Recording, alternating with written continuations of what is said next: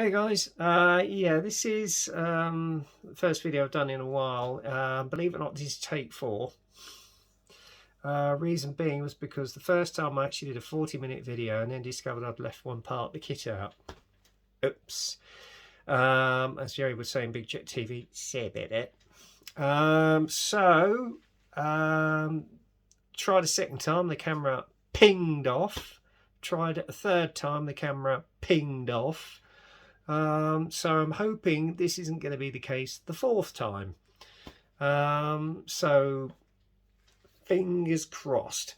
Anyway, getting off the beaten track. I again apologise, I haven't done a video in about 3 weeks. Reason being, life. What with my work schedule, that was constantly changing. I've gone back to my former role of a sales associate in the menswear section of the store I'm working in now. So I'm no longer a store host. So that's all changed. So there's been a bit of upheaval there. And obviously trying to book holidays, etc. and everything else going on in life. I just don't have had the time. So I'm sorry if my videos have been a bit intermittent just lately. And I've had the week off. I was hoping to get a few videos out. But again, life got in the way. So share about that. But anyway, getting off the beaten track, I'm waffling and we're not getting to the main crux of it. And what the subject is today is of a classic Cold War jet, which was used in the Gulf War, which that gives you a clue. And I've actually got a book on the subject as well, which I'll be doing the research for this project as and when I start building again. But it's one I've had on order for about, well, I would say nearly a year since it was announced. Obviously with the pandemic, that held things up. We got first batch through, they sold through straight away. Thankfully, Mike at MJR Hobbies managed to get hold of another batch, and I put one on reserve, which was, I've been waiting for about nearly a year, and thankfully got a batch in. And then the other week, ping, we got the notification through, and I thought, brilliant. So here we go. I'm going to turn the camera around and you'll see what I'm just on about. And here she is. This is the one I'm on about, the Desert Babes in 1/72. Now, first time Eduards released it in 1/48, they just flew out and pre-order. Second time they came in, they flew out, so I never ever got a chance to get hold of one. And then they announced they were going to, about a year later, they announced they were going to do a 1/72 version. And as I say, first batch flew out, and then I got the second batch in, put a reserve on it, and obviously with the pandemic that held up deliveries, and then obviously with Brexit as well, that's held up deliveries of stuff that's been in containers for God knows how long because of all the red tape. And I got hold of one, and I'm glad I did, because I mean initially I did have the original Revell kit, which is what this one is based on. It's just a basic reboxing of the old Revell GR1, but with all the added extras. And I've had a quick look at it the other day when it came in, and it is a gem of a little kit. And I think Mike's got a few still in stock, so if you want to get hold of one, grab one. If not that, there's also E-models. They've got a few in as well, so check them out. As I say, the actual aircraft itself was primarily designed as a multi-role combat aircraft and bomber, and it basically replaced the Vulcan in service around about 1980-81 when the Vulcan was retired. Ever since then, it's been an absolute workhorse for the Royal Air Force, and its first taste of anger was basically in the Gulf War of 1991, the first one, which is what this one is about. In the familiar Desert Pink, where they were used on 9 interdiction raids over airfields, etc., and then later used for laser high altitude laser range bombing, alongside the Buccaneers, which was that one's last role in anger as well, before it was retired in around about, I think, 2003. Was it 1996, I think, I'm not sure. But Airfix have brought out a Royal Air Force version of the Buccaneer, which I'm planning to get hold of at some time, and it will go alongside this one, and it's familiar desert pink. But as I say, I've got a book which my brother got me for Christmas, which is written by John Nicol, which is called Tornado in the Eye of the Storm, which is about the experiences of not only him but some of his fellow crewmates during the Gulf War period. And I've heard good things about this, because obviously you're getting John's perspective, because he was a navigator on one of them alongside his pilot, which was shot down. And obviously they became prisoners of war, and I've read about their experiences, and I'm not kidding you, they went through it. So thankfully they were rescued, and John retired from the Air Force some years later, and he's become a well-known military historian in aviation. He's written another book on the Spitfire, and he's not recently done one on the Lancaster, which I'm hoping to get hold of both of those, because obviously the Lanc is a favourite of mine. And now he's written this one, and I want to thank my brother for getting me for that one for Christmas, because I nearly bought it just before it in the works, believe it or not, but I'm glad I didn't now. So cheers, bro. I shall enjoy that with great interest. So that will be a sort of a little research thing for when I get around to building this, as and when that happens. But I'm waffling again. I've been waffling for 6 minutes. Let's get on with the actual review itself. As I say, the aircraft was eventually upgraded to GR4 standard, and obviously the Air Force retired our Tornadoes around about 2019. I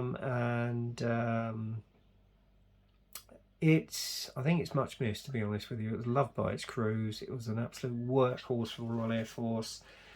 It was in the Gulf, both Gulf Wars, and obviously the Libyan war as well, and used in Bosnia, I think, as well. So yeah, real old Cold War workhorse. And sadly, the Royal Air Force have now retired them, and the actual Typhoon has taken its place. So there you go. Anyway, we'll get on with the kit. I'm glad I got it at long last, and if anybody wants to get hold of one of these, the kit number is 2137. That's 2137. Medium sized box. You've got 8 versions, colour options you can use, obviously all of Desert or Desert Babes.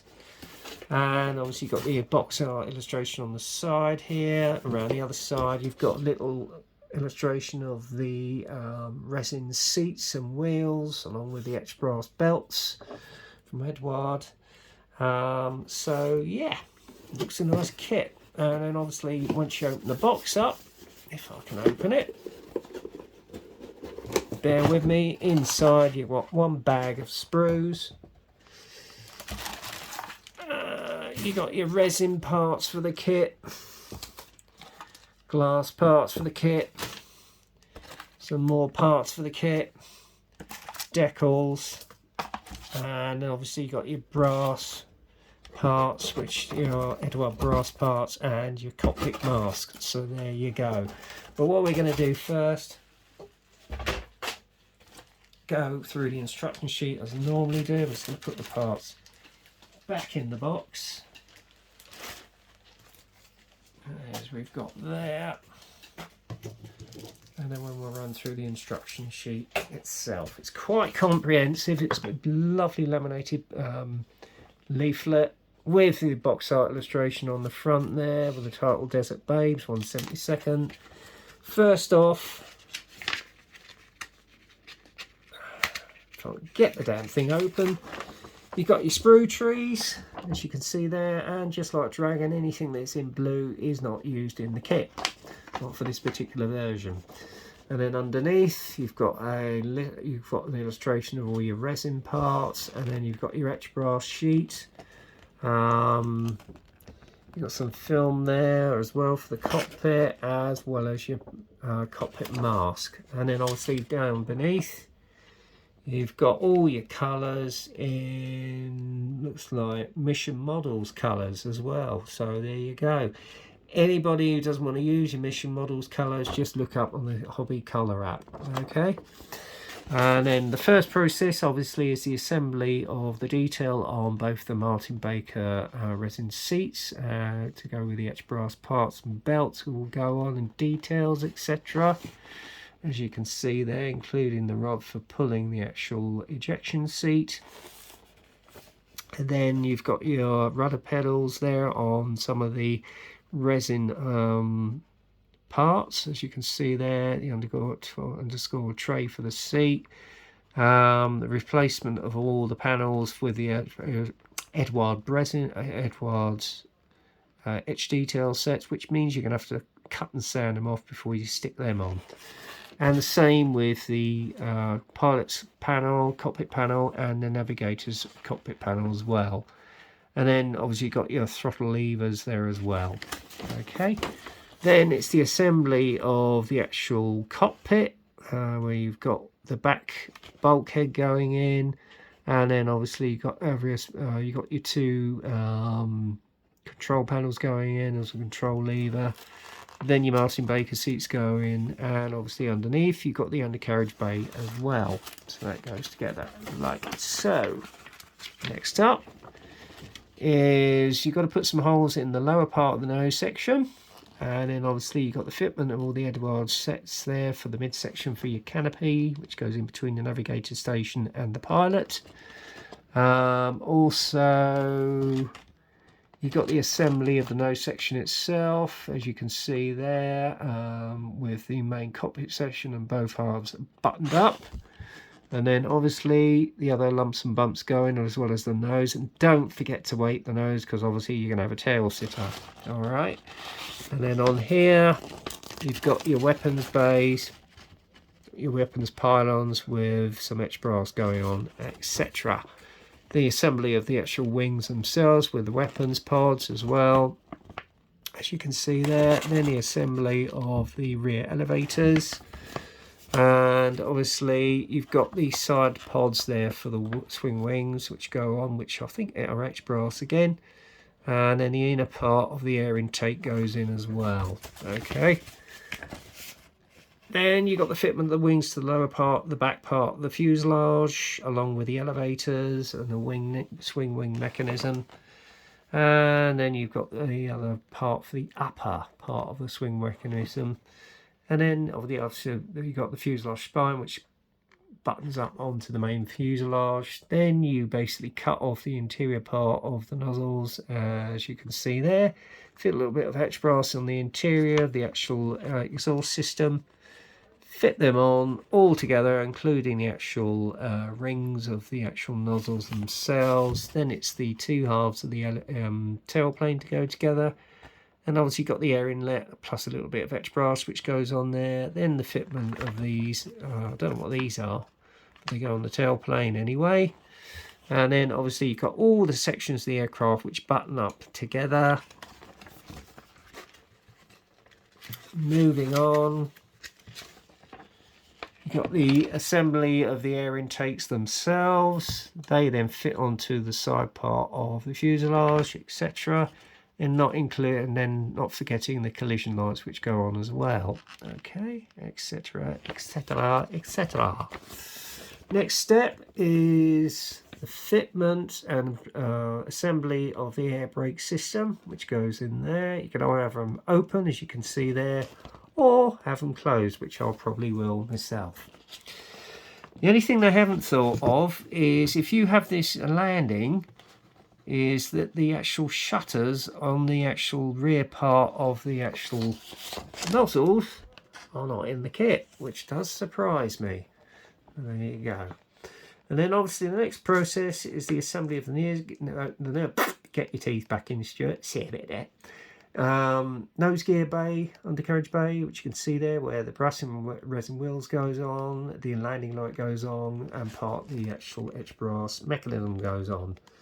Then the fitment of the undercarriage bay doors, Okay, that goes in there. Then the carriage bay doors as well, and then obviously it's the assembly of the main undercarriage, which you can see goes in the main body of the aircraft on either side. Okay, right, now next procedure. Again, it's just showing you how to assemble the undercarriage gear bay doors and the mechanism, and then the next thing is all the lumps and bumps that go under the fuselage nose, including the pitot tube, and then it's the assembly of the internal workings of the canopy if you want it open, which I probably will. And obviously you've got the option of having the canopy closed or the canopy open, which I will be doing myself. And again, with the refueling pod, you can either have it open or you have it closed. I'm probably going to have mine closed. And then you've got the main bomb straddle, which is assembled as well, which goes underneath the belly of the aircraft. And then obviously you've got the side pods which go on as well.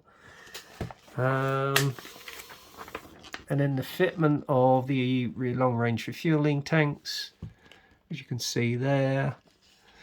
And then the assembly of the laser guided bombs as well, which I probably might well put on this one. And then obviously got the shadow pod, which I think is the camera pod, I'm not sure. Or is it the radar jamming system, I'm not sure. And then obviously you've got the fitment of the AIM-9 Sidewinder missiles. And then obviously you've got the BOS 101 anti-jamming missile, I think it is, or jamming pod. £1,000 bomb. You've got the alarm missile assembly there as well, and then obviously you fit in the main central bomb racks there with a little bit of etched brass, I think, or is it a question mark? Depends on where you want it set out. This is your weapons options anyway. Okay, it's up to you at the end of the day how you want it outfitted. Right, and then obviously you've got your instructions for your masking, which you're going to probably have to use some liquid mask on the top. I'll probably just use ordinary masking tape myself.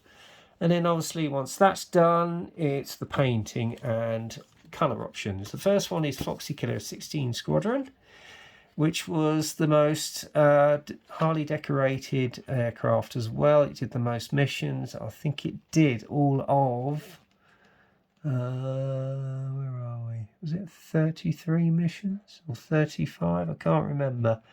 But the actual name of this aircraft is where are we? I'm just trying to look at the information they're leaving me. It also destroyed a MiG-29 apparently as well, down to MiG-29, Iraqi MiG-29. So hey. It was the most highly decorated Tornado, and it was named, if I can find it, it's not telling me, so the Foxy Killer, and there's the nose art as well, the Foxy Killer. Next one is of a 617 Squadron aircraft, which is maybe one of two of theirs I might do. It's called Awesome Annie. This was based at Muharraq Air Base in Bahrain as well, with 15 Squadron. Oh, hang on, beg your pardon, it's not 617 Squadron. Oh, it was on detachment to 15 Squadron, beg your pardon, and supported 927 and 617. Although it was a 617 bird, which is a bit confusing. It's got the inscription, Hello Kuwait, Goodbye Iraq. Which is quite ironic, and it's got the pin-up girl Awesome Annie, which you can see there with her little bomb, and she's holding that in a very obvious place. Anyway, moving on. Next one's called Armoured Charmer, and that's of 9 Squadron, Tabuk Air Base, Saudi Arabia, 91. That was with Airborne Laser Designator Pod, and it had the TL pod system as well. It doesn't tell me how many missions it did, and it was called Armoured Charmer, which you've got there. Okay, next one. is ZD452 Golf Killer 20 Squadron, again Tabuk Air Base, Saudi Arabia, 91, with the old shark's teeth, which is quite nice. Is there any information on this one? Not really. It just used paved wave 2 bombs were painted in the aircraft. No, it's 31 missions. That's quite a few. And there's your box art, as you can see again. Next one's called Check 6, 9 Squadron, Dhahran Air Base, Saudi Arabia. And that did 5 missions. And again, there's a cheeky nose art right there. So there you go. That's enough for the punchlines. British. Anyway. Anyway, another 9 Squadron aircraft at Muharraq Air Base, Bahrain, 91. This one was called, if I can find it,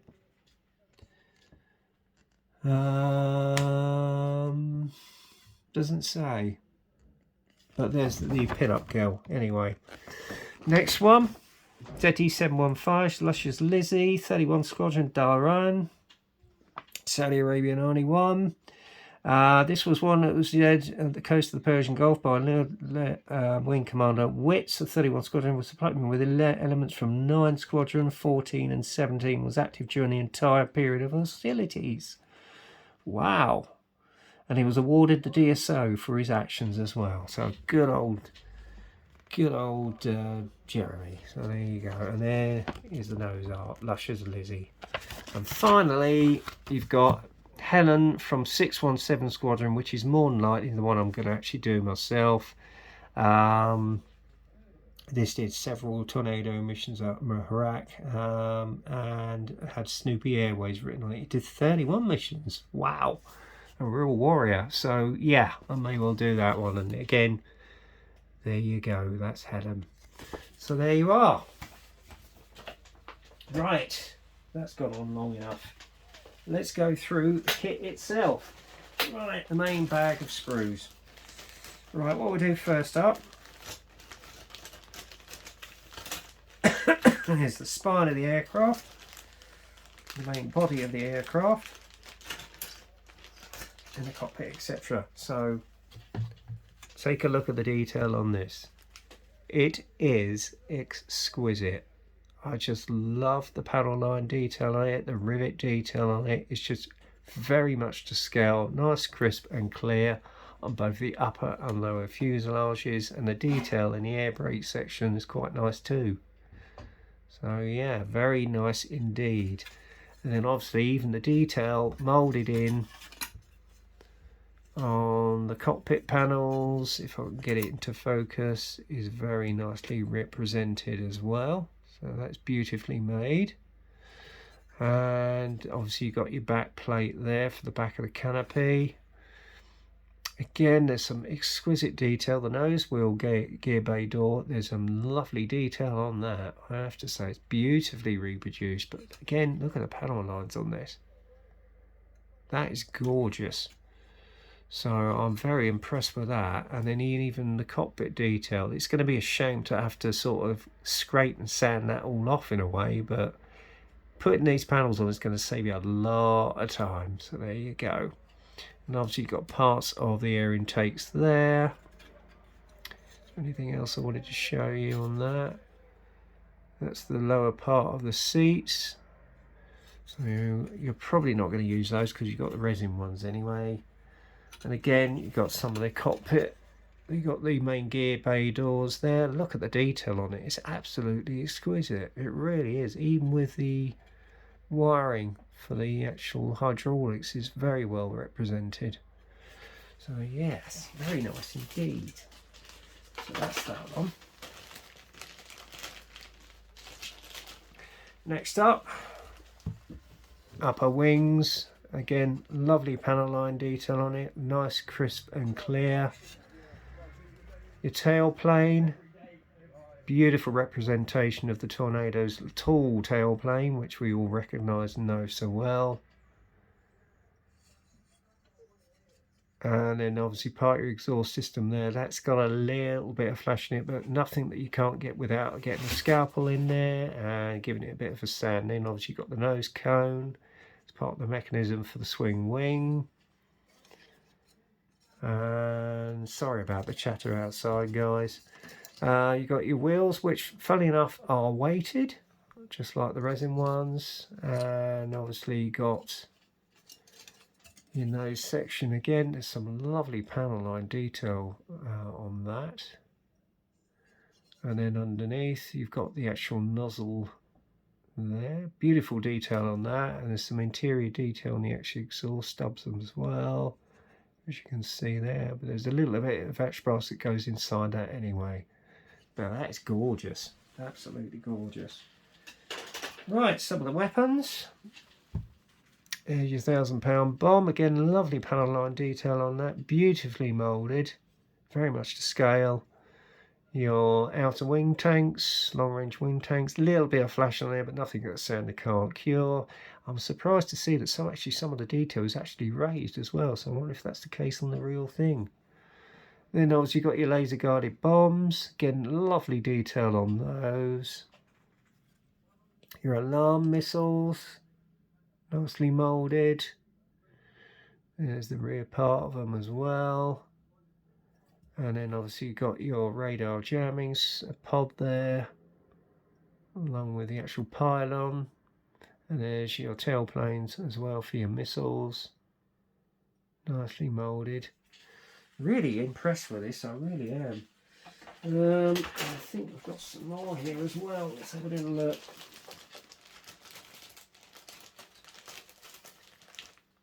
Yeah, there's an extra set here. I don't know if this is for a later model they're going to be producing. I'll show them to you anyway. Again, you've got some other weapons, tanks there. Maybe that's a spare source for the outer wing tanks or a central wing tank. You've got your main weapons racks for the belly. Again, nice level of detail on those. Weapons pylons. Again, lovely panel line detail on those. Very much to scale. Beautifully, exquisitely moulded. There's your tailplanes for your Sidewinder missiles, which you've got there. I don't know what that one is. That might be a main camera pod, I should imagine. And then obviously you've got another jamming pod. As I say, this could be from the original kit, but there you go. Another weapons pylon, a little bit of flash there. Again, nothing that Sander can't cure. So yeah, very impressed indeed. And then obviously the last main sprue, you've got your air intakes. Again, nice level of detail on the panel lines there with the riveting. This is part of the section which is where your swing wings are. Central part of the canopy there, which you can see in the middle. I don't know what that is. That might be a gear bay door. Again, nice panel line detail on that. Really beautifully reproduced and very much to scale. The wing parts here. Again, nice panel line detail on that. And obviously got the nose gear bay. Again, lovely detail on the interior of that as well. Hats off to them. Kudos to them. And then obviously you've got the side panels for your seat if you should want to use the produce the plastic ones with the kit. So yeah, that's that. And not sure if this is to do with the nose gear bay, but it's some nice wiring detail on there with the junction box. So very nice indeed. Yeah, I'm impressed with this, I tell you. It's a little gem of a kit. Anyway, I'm just going to pop them back in their bag.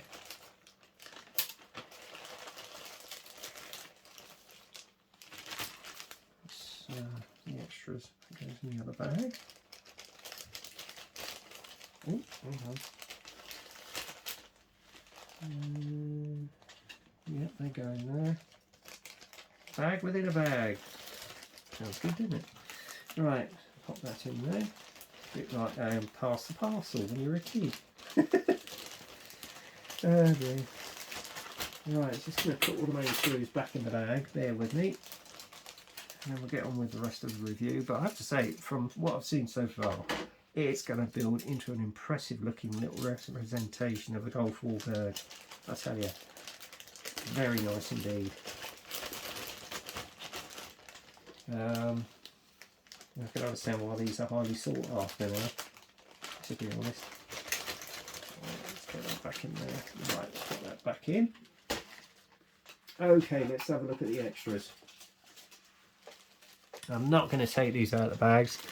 This is all your resin weighted wheels, and obviously you've got your cockpit, Martin Baker cockpit seat there. Again, lovely detail on it, absolutely exquisite. That's really going to make that cockpit pop. And obviously you've got other parts there which go with the kit as well. So yeah, nice, and it's in a resealable bag, which is a good thing. And again, I'm not going to take these out. You've got your etched brass parts here in a resealable bag. Air intakes, etc, etc, mirrors. There's the unit part of the ring for your exhaust, etc. Other parts of the seat, interior. Again, you've got pre-painted cockpit panels, which is nicely done. And thinking back when I was building that Phantom, if you remember, for a group build about, what, 2-3 years ago. And unfortunately I didn't get it finished because the actual other side of the actual fuselage was short molded. The detail on that Eduards set just made the cockpit pop with detail. Looks so realistic, and this is going to do the same. So nice, very nice. Thank you, Eduard. And then obviously you got your cockpit masks in this one. There's some more clear parts here. I don't know what they're for. And oh, that's something I forgot to show you. I'm not going to take it out of the bag. Here's your cockpit parts. Again, beautiful reproduction of that. Lovely moulding. If I get it round in the best light, sensible light, you can see for yourself. You've got nice rivet detail around the front screen there. So yeah, that's going to look really nice. Clear as a bell as well. And then obviously you've got your landing lights, head-up displays, etc. So that's nice. Now last up is the decals. Now it's in a resealable bag, so I'm just going to take them out. Now I don't know why Eduard in their infinite wisdom decided to stop doing cartograph decals in their actual kits, because now they're producing their own, and having a look at these, they're a bit thick and a little bit shiny, and I've heard horror stories about their decals. Now what I'm going to do, there's a nice selection there, don't get me wrong. I'm going to see how they bed down. Probably using UMP's decal solution. I'll try that, and if that doesn't work, then obviously I'm going to have to get some aftermarket decals just as a backup. In fact, I'll probably do that anyway, just to, well, in case I get any commissions, because I'm thinking of doing commission work when I go back to actually building. So yeah, nice selection there, as you can see. They do look rather thick, and there is a lot of film on them. And I've heard, as I say, I've heard horror stories about their decals just lately, which seems to be a bit of a downside about their kits now.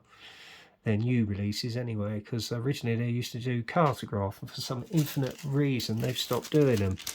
So Eduards, if you're out there and I have trouble with these, go back to cartograph, please. Alright, it's just a little sort of friendly bit of advice.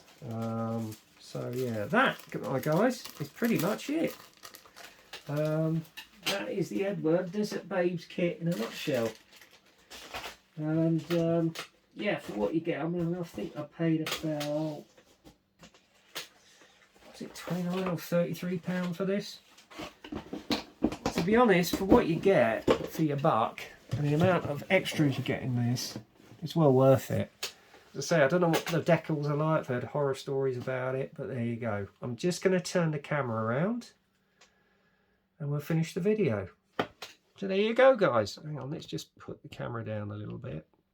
Hopefully this isn't going to flick out. That's been going on for, well, just over half an hour, 34 minutes now. So yeah, that's it in a nutshell. That is Eduards Desert Babes 1/72 limited edition Tonka. So there you go. Get hold of one if you can. E-models still have them. I don't know what they're like on eBay. I think they're getting scarcer and scarcer. MJR Hobbies, I've certainly got them there. Look them up. That's Mike Jolly Hobbies and Racing Models. Look them up on their Facebook site, or follow the link and see if Mike's got any and grab one. Because with the Tornado, as soon as they release them, whoosh, they go. In fact, as I say, they're actually releasing, they've just released Eduards, the ECR 148 special camo colour scheme version. Does look very attractive, and I've got my eye on it, but I think by the time I can afford to get one, they'll be gone. If you can bet your bottom dollar, but we'll see. I've also got in my stash the Revell final retirement scheme, so at some stage I'll do an inbox review of that. So yeah, anyway, that's the end of this video. I hope you like what you see. It certainly looks a nice little gem of a kit, but as I say, I think I'm going to get some aftermarket decals just to back myself up in case I have a bit of a disaster with these Eduards ones. We shall see. Nothing tested, nothing tried, as they say, but it's always good to have a backup. So there you go, that's the end of the video. Anyway, that's it for now, guys. So until the next time, stay safe, still wear your mask, social distance, even though the restrictions have been dropped, because we've still got to all be very careful out there. And I know friends of mine who've had COVID, and it's not a very pleasant experience, I can tell you. In fact, one of my colleagues had it very badly, and yeah, it certainly knocked the wind out of his sails. So it's not like a cold, it's a lot more serious. So, you know, don't be complacent, you know, just be careful, remain safe out there. All right, anyway, I'll do another inbox review. It's probably not going to be until probably Monday at some point, because I'm going to be away for the weekend this weekend. So I thought I'd sneak this one in before I did. And as I say, I'm sorry it's been a while, but life gets in the way, as it were. So excuse me for the intermittent videos, but I will get more and more up. Anyway, take care, see you soon, and I'll speak to you soon. Cheers.